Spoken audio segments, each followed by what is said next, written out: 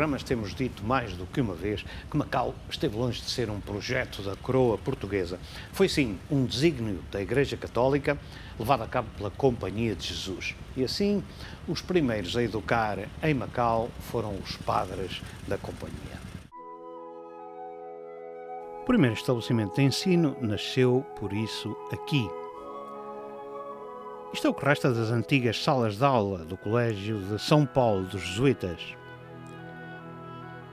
Deve dizer-se, no entanto, que ainda antes do Colégio de São Paulo se ter erguido, já a Companhia tinha levantado uma pequena casa junto à Igreja de Santo António, onde começou a ministrar as primeiras letras à juventude de Macau. Depois disso, e por imperativos missionários, os jesuítas ergueram o Seminário de São José, que se destinava particularmente à formação de missionários destinados à China, já que o Colégio de São Paulo era essencialmente dirigido ao Japão. Esta situação de monopólio pedagógico dos jesuítas em Macau durou até 1762.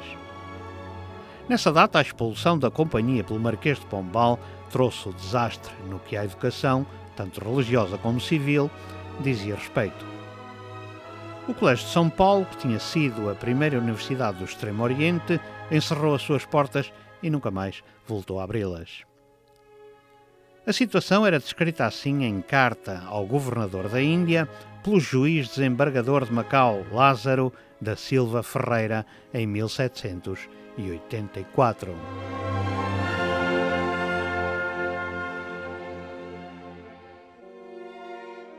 Depois da extinção dos jesuítas, cessaram aqui as escolas. Não houve mais uma cadeira de latinidade, nenhuma de moral ou teologia. Quem quis aprender foi a Manila, alguns a Goa e outros a quem os meios faltavam ficaram aqui, ouvindo lições de algum clérigo antigo. O professor Régio, com um ordenado de 500 TEs, ainda não formou um só estudante bom. As religiosas não dão aulas, nem estes conventos têm mestres. Os frades são como em todas as partes da Índia e, como são pela maior parte europeus, mostram-se soberbos e orgulhosos, porém também muito mal instruídos e talvez pior do que os clérigos e de muito pior conduta.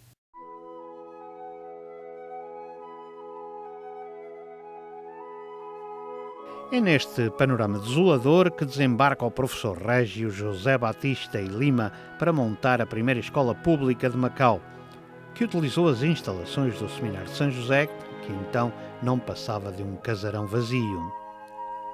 Não se pense, porém, que era o Estado que acorria a salvar a educação em Macau. Não. É que tinha sido o próprio Batista Lima quem pagou a passagem do seu bolso para vir para o território. A instalação da escola não foi fácil. O leal Senado só muito relutantemente aceitava pagar o que devia ao professor e recusou-se mesmo a pagar fosse o que fosse quando Goa decidiu nomear um segundo professor Régio. Entre outras coisas, os vereadores alegavam que Batista Lima, de professor, se transformara em homem de negócios, sendo mesmo dono de um navio mercante, o Senhora do Rosário. Por isso, tinha mais que fazer do que dar aulas. Em Lisboa, a rainha Dona Maria I leu as queixas dirigidas ao mestre-escola, mas não cedeu, e obrigou o Senado a pagar-lhe o salário, acrescentando-lhe ainda ajudas de custo.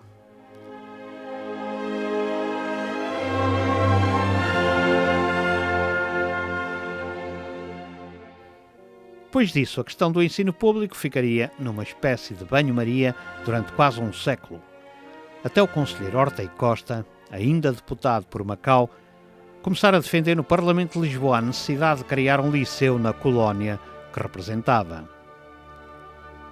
A ideia foi aceita em 1893 e o eco-macaense congratulava-se desde logo, afirmando que o novo estabelecimento seria fator de igualdade no acesso dos filhos da terra ao funcionalismo público.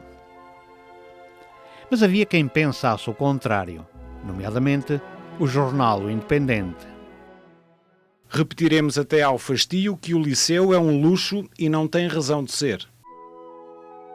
A polémica estalava com o fragor, apesar das garantias pedagógicas oferecidas à partida pela nova instituição e pelo prestígio do seu corpo docente, em que avultavam nomes como o do engenheiro Abreu Nunes, o poeta Camilo Peçanha, o escritor Venceslau de Moraes, Manuel da Silva Mendes, Dom José da Costa Nunes e outros.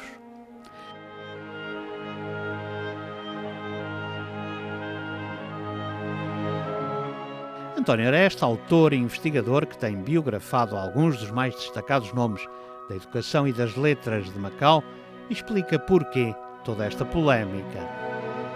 Sim, no Liceu foi sempre visto um luxo muito caro, subsidiado pela APIM, pelo Leal Senado, enfim, mas ao mesmo tempo parece que servia mais para os interesses dos portugueses, filhos dos funcionários que vinham para cá e não propriamente para o pessoal de cá.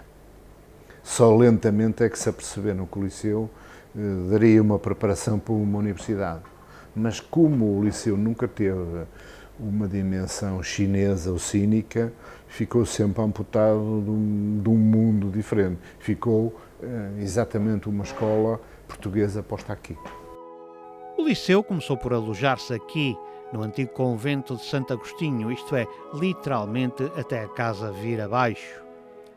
É que por falta de verbas ou de cuidado, o convento ruiu mesmo, e lá tiveram os professores e poucos alunos que o frequentavam que se mudar para um edifício vago junto ao Palácio da Praia Grande.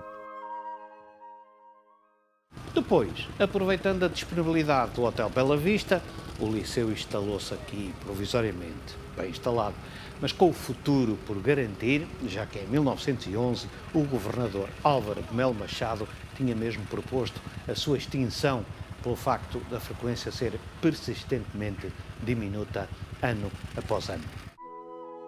Depois de muito tempo e de todas as polémicas, o Liceu acabou, quase in extremis, por se salvar da extinção. Mudou-se para aqui, onde ganhou estabilidade e criou raízes.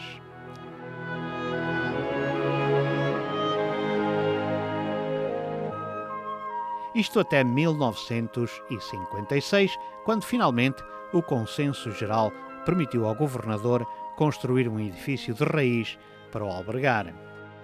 O novo liceu, denominado Infante Dom Henrique, mudaria de nome e de sítio para ser finalmente demolido em 1989. A demolição do liceu fazia afinal jus à sua história, recheada de controvérsia, desde que esteve por um fio para ser extinto no dialbar da República pelo então governador Álvaro de Melo Machado, passando por todas as mudanças, tanto de professores como de edifícios onde se alojou, até ser agraciado em 1993 com a ordem da instrução pelo Presidente da República, Mário Soares.